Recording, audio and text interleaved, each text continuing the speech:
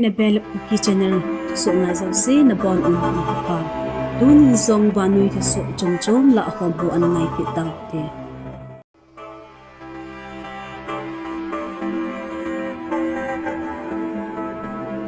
Israel le Hamas in hem kham anei do thailon na ding a Brazil pe na ding in United States Secretary of State Antony Blinken chu Egypt analhung tan hi gamte ni hin kiloi khomna khau khomna nei za Israel le Hamas kal hin gamdang adia Lebanon gamsung a hin kap kha lo na ding a Israel Hamas hi no ding ti chu a hi Russian President Vladimir Putin in ahung lungding hapta sunga hi North Korea le Vietnam a building a hi President Putin bil na hi gam kai sunga dia agi ka osim hoi ben na ding a kal song hi ding in kisejin hi Atsi sani khu a jamul akasmil gam sunga pilgrimage chi chu kilhaina mona chi haugu ho rasi mona muslim ga gu bolhan buluna an chi ha pu to kilhan in ba sunga to pilgrimage mi som in thina ato un Adang mi som tumna tumlam in kisu kha na anato unahi hije thu to ki ma in NIA tenthil si bol mi li ho la mi thum ho chulim anaso do oven hi kalgu bol ho chun automatic thal ti chu insert rifle mangcha abluna an chilha pi u an hi terrorist ho la apanga ki he do mi thum ho chu Pakistan a kon Abu Hamzal Arun hi bin alina pa hi tu chana he do zo hinai lo hi CCTV footage a ki mudung zuisin thilso masang zep chun jip khat ha ta abas su hindal u mu do hi Firstnik team ho rasimun alhun to kilhan in kholchil na achil ha piun state response team ho zong amun alhun ubing NIA ki thopina chil ha pi obin hi Indian Army le CRPF den drone le mancha za chumchumang chan gam kai sung operation achil ha pi zing obin hi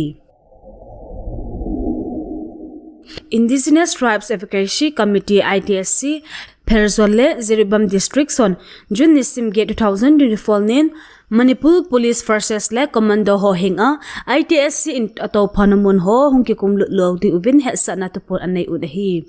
ITSC Perzole Ziribam in Ziribam town la kim vela Kuki zo tribal te a church ho zauna a in pabat mai te te hin hal ha ta zuwa alo thelewa ki vem bi ding de na zi a hi chi to por a hin bol u a hi mi pi ki phin hon ho ki satha lamdai hunau a in ki satha ho a hal ha uchu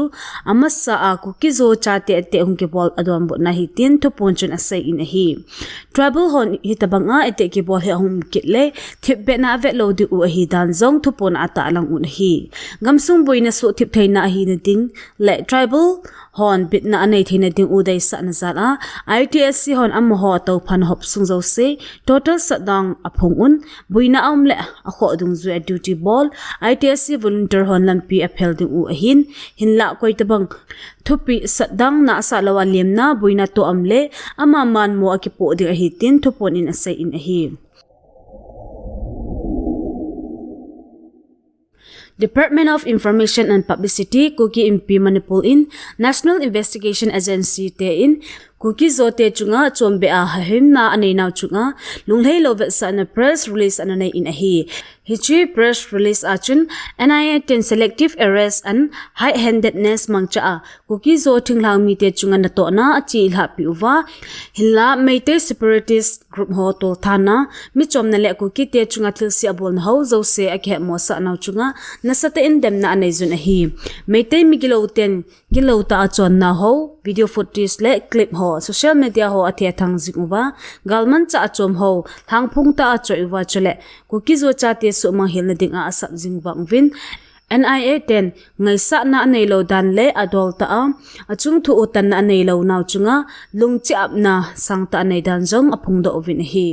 Kuki zo cha te state sponsor na noiza bor eng set hong hi naw pha so ta hitan hi ja achu central agency ho adi ta hol chil na nei uwa su nim le lo pha a ki koi Kuki zo cha te victim so dinga thudi a tutan na ma ki vai pu na tum separate administration asiam do na ding ovin jong anange on hi thupon chun asai ben a Government of India MEP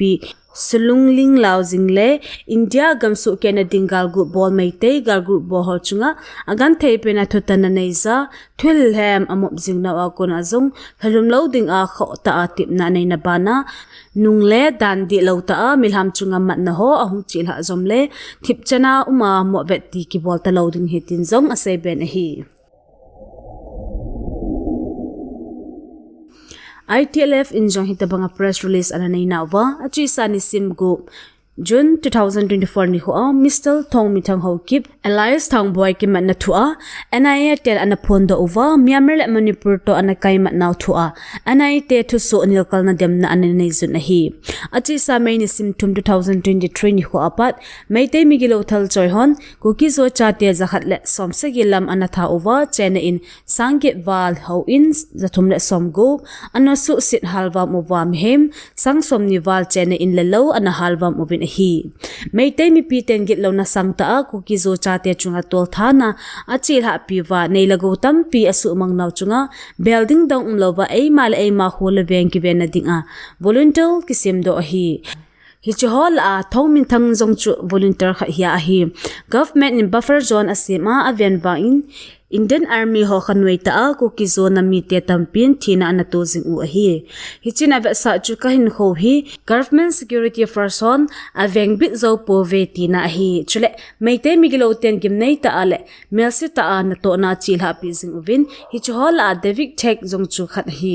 ahle ipitia anai ten Kuki zo mi pi te bo mat le hen kola koi uham Kuki zo cha te zakhat le somsagi ki thana anai ten meite tol that ho iza songkola koi ta ovem hichira ve sa chun anai ten langnei na na to anei na ve sa na hi tin demna zong anei zun hi ITLF to so say ben a Kuki zo cha ten Indian Army te zana sangta kinai in khavezeng cha zong thala ki ha khub khapon hi hinla meitei ten Indian security personnel tampi athat tawin boina tampi zong ato sa tawin hi government pha zo sin langnei na ki kiti nei lovin na tonghan hitabang kilang hin hi angu chi zomle central government chung ta san na hung ki nei loading a hi tin a sei ben a hi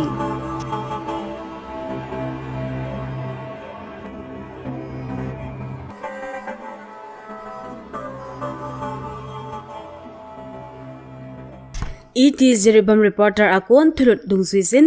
Ziribam region hi kumso ta chamle lungmung anakyum mahin that sat non British gar Manipur nagagal sopi jomi to khe thimlo nagal hiti chen hi kham thusima manglo dinga nagal anakine khalo hi chen khom pi mai le ho to ahin tu din muna hi numna da thu hitalo in gal hi akine hi tai ati phai chammi hon a khudu alha alha jing phanovin sopi minin mi sin khuzin anato tan chule icha thol a mi ho in khat anahal ovin rani veng mission veng kompang zong achi sanin kum mei li ni chun ahung bulu ovin in thum ahal ovin na in veng sung hunu khopa le gol hang phapem in anakino do ovin a hi veng sung mi sagi velbo ka hi win hi chupet na apang chu ahin am ho mi zakhat wal veng sung bulu ding ahung uwa a hi pakai krista hat na sunga anakinang da ovin a hi ahin hi chezawa pa chun khat ve ehin pin zingun khat nan agi zi un bazar la adung a chule tu chung achi sa ni som le khat vel be achi pan in mi khat a hin that ke un along dam sa vadung a pai un mulzor vadunga ga kimu in hi apui do naw muna pana kilometer somna thum vel gamla ga kimu in hi tula chum him sarat kiti upa naw lang khat khasi khuwa ki kai manga ki he khat along dam sa chumun gamla lo khat na akimu in hi chu mail he ho sei that in ei mi ho ang un a hi wa in evidence umlo a hi e Chizowa ay mi muang po kiti khal akay mangun ningalam ahitan tu chanhin akimunay po rahi. Along dam sabi akimuletin insung mihon. Decision ahet saun nay hol pi uvintin lekha na piwe. Ahin tu chanhin na nasa in ay bol po vi. Chugo hilaw in Ziribam veng nuam ay mi paite ho som nilagut vel ahin abon in ahal haun EBC haw in zo ahal hawin hi. Songko veng ay mi ho khat zong ahal hawin Kalinagar marveng zong asabay un azep sit tozing ubin hi. Duhin police commando le arambay tingol ho tampi ahung lutbe ubin Ziribam hin gargiti anakite ipon chamle lungmung ta apot sot anikichipi chu tu dumana hi may te hon ahin pinzi un akinado din akyumta na hi. Pakai Krista hat na sunga kumkhatwal husung safeguard ki bolzing ahin adi azan lang se le duty ki bolzi ahin tua hi apo ke ding din mona amtan hi jeribam area zo hi ei musi naw asan be pharin ki din te go hitan pakai hat na sunga hi ti chan hi nisi le jingka le nila le taw khom na anki nei jing hi rani veng mission compound ko sung mi hon ahin tua hi beng sunga pat zirigrat kachal assam larpania ai hung tha da un almi hon azi chu ko sung hi zani masa chu mai lei gamwa ho ai ho hung bulu u hitan nila ni dan nga le mini samthum vela mini somna nga vel thala hing ka u hi army hon nang ho na umlew ka kap thei po ve tia ai hung tha da u hi te kachal assam ziribam to ki gam gi atwa hi ai hung bulu gu jing u hin army ho dim u hi tai beng sung hi army hon anga u hi tai chole tu ni jinglam ni dan nga vel chun volunteer hon mai hei ho in somge wal alcohol ovin tua hi zirbam zakradol a mai hei khotha khamuna chu ki ke hoigu a hitai mai hei hon wang thilpha deilo dan u tu din mun hin ake chinta na hi